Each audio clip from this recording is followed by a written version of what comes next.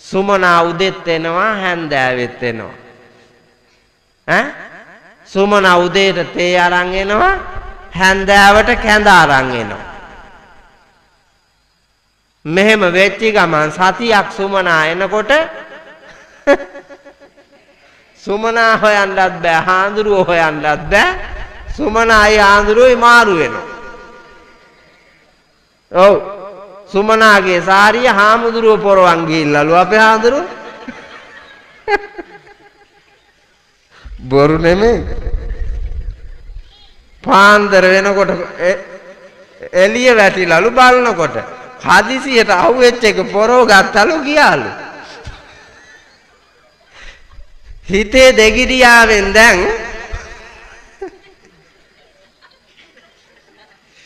හිතේ දෙගිඩියාවෙන් බෝමලු අතු ගන්නවලු පුතා. හිතේ දෙගිඩියාවෙන් බෝමලු අතුක ගා ඉන්නවා. උපාසකම්මා කෙනෙක් දානි ගෙනාවලු. දානි ගෙනල්ලා එවුන්දා දානශාලාවෙන් තියලා ඇවිල්ලා හාමුදුරුවෝ දිහා මෙහෙම බලන හිටියලු නිකටට අත තියාගෙන. මොකවත් කමන්නේ නැහැ කියලා වැන්දලු.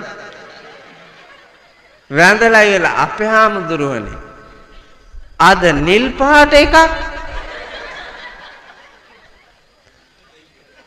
හැබැයි පුතා මොන වල් වැඩේ කෙරුවත් ප්‍රඥාව කියන එක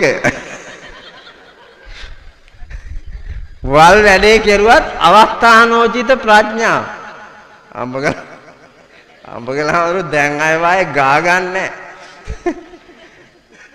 හාමුදුරුවෝ බැලුවහම ඇත්තටම නිල් අරකිගේ සාරිය. මට වැරදිලා සාරිය දාගෙන ආවා කියන්නේයි. උපාසකම්මා ඉගෙන ගන්න බොහොමද මේක තමා නීල පට දර්ශනය.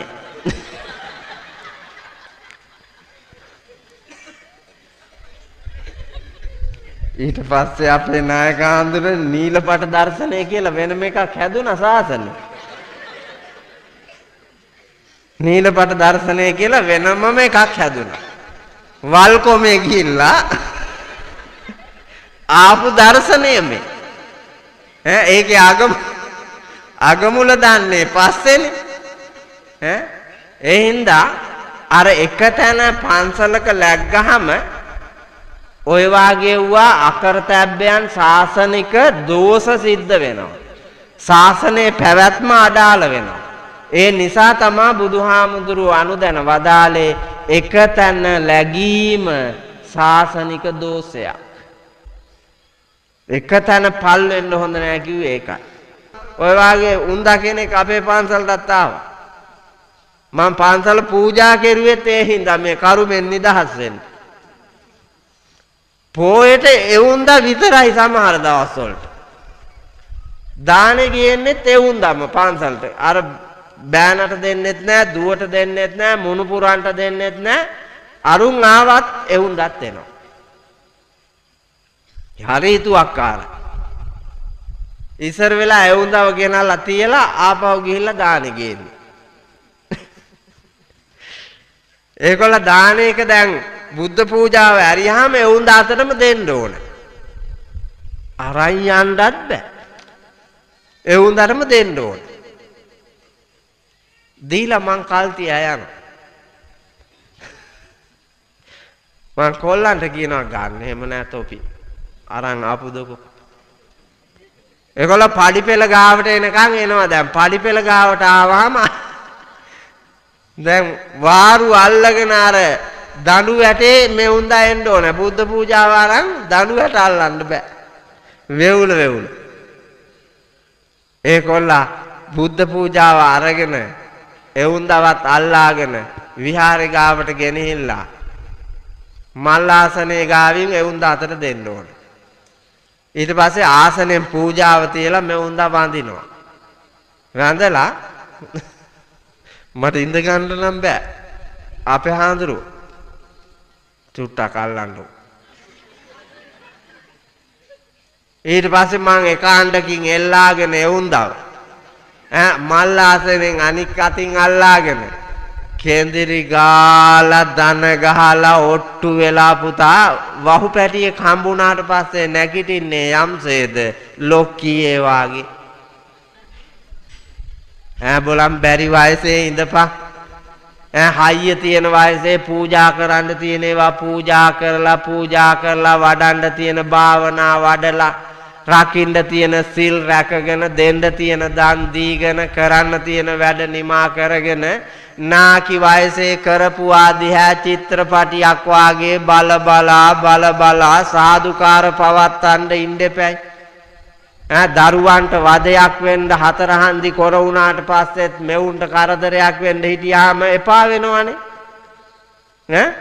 එපා වෙනවා. ඉඳ ඕන වයසේ සිල් පුරන්න ඕන. නැත්තම් වැඩන්න. අනුන්ගේ සැපතට ඊර්ෂ්‍යා කරන්න හොඳ නැහැ. මන් දවසක් පන්ති ඇරිලා යනවා. කෙහෙල් පන්රල් කපා උපාසක අම්මා කෙනෙක් වත්තේ ඉඳලා ඔවුන් දමේම රෙදි පොටත් පැත්තකින් උස්සලා ගහගෙන හිටියේ අඩකුඹු කරලා. අඩකුඹු කරලා ගහගෙන හිටියේ මං ඈතින් එනවා දැකලා ඉවරලා මෙවුන්දා වප්පිය තරම් දුවගෙන ආවා. අර රෙදි පොට කඩලා දැම්මා. වප්පිය මිදුලට විසික්කා. විසික්කලා මම දැක්කා මෙවුන්දා දැන් වඳින්න මේ චීත්තේම අත් දෙක පිය ගන්නවා පිරිසිදු කර ගන්නවා. ඒගොල්ල ආවා පාරට. මාත් දැන් මෙහෙම අයිනෙන් යනවා. ඒගොල්ල මෙවුන්දා ඉන්නට අත් දෙක තියලා තුස්නීම් භාවයෙන් මන් දිහා බැලුවා. අපච්චියේ මේ පහමිනියග මහා මුදුරුවනේ මං හිටියේ අපේ නායක හාමුදුරුව වඩිනවා කියලා. මේ ගෑණි ආපහු ඇල්ලා ගියා කියන්නකො වැන්දේ නෑනේ.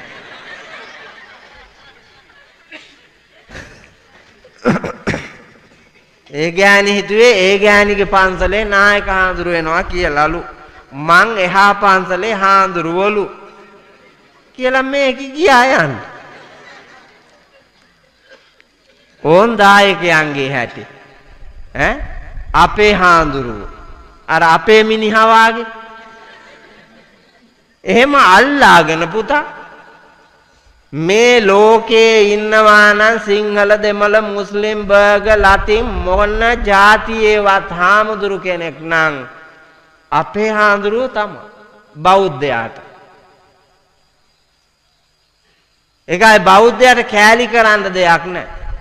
ඔයාලගේ රාගික කෙලෙස් බර ලෝකයේ ඇවිදින මිත්‍යා දෘෂ්ටික බව හින්දා ඔබ දකින්නේ හාමුදුරුවොත් වෙම් වශයෙන් පන්සල් වෙම් වශයෙන් අපේ පන්සල තොපේ පන්සල එහෙනම් අපේ පන්සලට දෙනවා මිසක් තොපේ පන්සලට දෙන්නේ අපි අපේ පන්සලේ සිල් ගන්නවා මිසක් තොපේ පන්සලේ සිල් ගන්නෑ. අපේ පන්සලේ බණ අහන්න යනවා මිසක් තොපේ පන්සලේ බණ අහන්න එන්නේ. එහෙම තමයි හිතන්නේ. දැන් අපේ බණ මඩුව මිසක් තොපේ බණ මඩුව නෙමෙයිනේ. දැන් අපේ උණුයි තොපේ උණුයි ඔක්කොම ඇවිල්ලානේ මේ බණ අහන්න.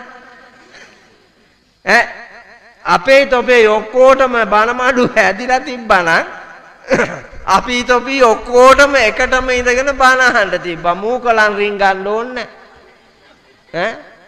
අර කොටස මූකලානේ. අගක් නැහැ මුලක් නැහැ මට පේන්නේ නැහැ මේකලා මොනවා කරනවද?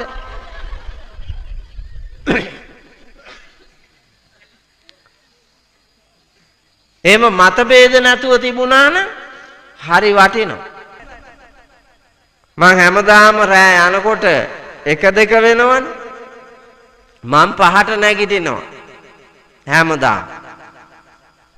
5ට අවදි වෙලා මගේ තියෙන වැඩ කොටස් ඔක්කොම දවල් 12 වෙනකොට ඉවර කරන්න ඕන. බණට යන්න එපා හවස් වරුවේ. ඒ නිසා මම 12 වෙනකොට සියල්ලම ඉවර කරනවා. වැඩ කරන බාසුන් නැහැලා දිහා බලනවා, වත්තේ වැඩ කරන අය දිහා බලනවා. පන්සලට එන යන ඔක්කොමලත් එක්ක කතා බහ කරනවා. දුරකථනයේ හැම වෙලාවෙම මැෂින් එක වාගේ වැඩ නලාව වදිනවා දැන් මේ බණ කියලා යනකම් පුතා බණ ඉවර කෙරුවා කියන්නකෝ ආය පැය 3ක් විතර අපේ නායක හාමුදුරනේ කතා කර කර යන්න එපා එක කෝල් එකක් ඉවර වෙනකොටම තියෙනකොටම ඕන් ආය ගන්න එතකොට ඒක ගන්නවා ඒකෙන් වැල් වැල ඇටි කියනවා ඒ ගියාම ඒකට උත්තර බැඳලා ආයෙ තියෙනවා තියලා ඉවර වෙලා මගේ රියදුරු කොල්ලගෙන හාඳුන්නේ ඕක කට් කරලා තියන්න දැන් ඔච්චර වෙලා කෑ ගාලා ආයෙ මේකලාට යනකනුත් මං ඉතින් කියනවා පුතේ මොකද කරන්නේ ඉතින් මේ හදිසියක්ද දන්නේ නැණි කාගේ හරි මොකක් හරි විපැත්තියක්ද දන්නේ මට එහෙම ගොඩාක් කල් මං දුක් වෙච්ච සිද්ධියකට මුහුණ දෙන්නත් උනා. ඔය වගේ බණකට ඇවිල්ලා යනවා. කොල්ලෙක් මට කෝල් කරනවා මං ගන්න නැතුව හිටියා.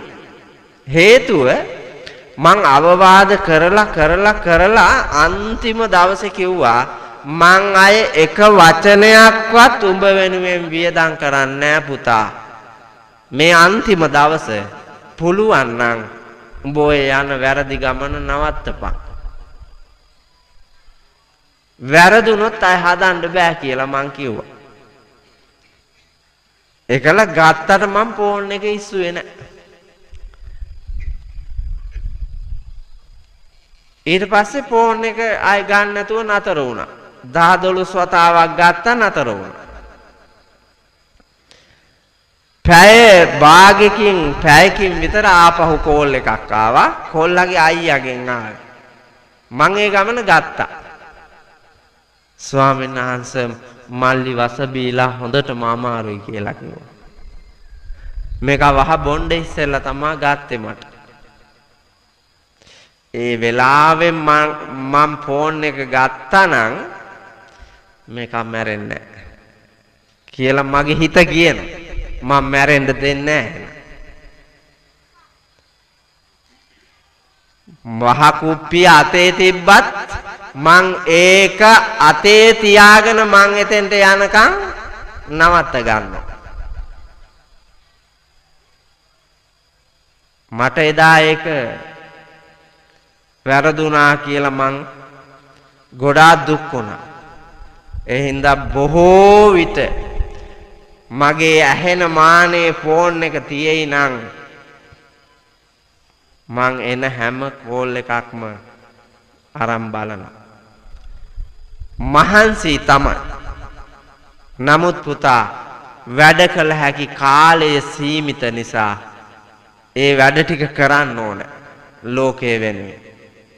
ඒ හින්දා සම්මා දිට්ඨියෙන් ප්‍රීතියෙන් ලෝකයේ දකින්න අද දවසේ නැවුගල නායක හාමුදුරුවන් වහන්සේගේ ජන්මදිනය සිහිපත් කොට උන්වහන්සේ සසරට පින්පතා ඔබ හැමට බෞද්ධ මගපතා සිදු කරනු ලබන මේ උතුම් සද්ධර්ම දානයේ බලයෙන් ඔබ හැම දෙනාටම ජීවිතය දකිමින් සමාජය දකිමින් ලෝකය දකිමින් නිවැරදි ගමනකින් අමා මහ නිවනින් සැනසීම ලබන්නට ධර්මඥානයම වේවා වෙත්වා වෙම්වා කියලා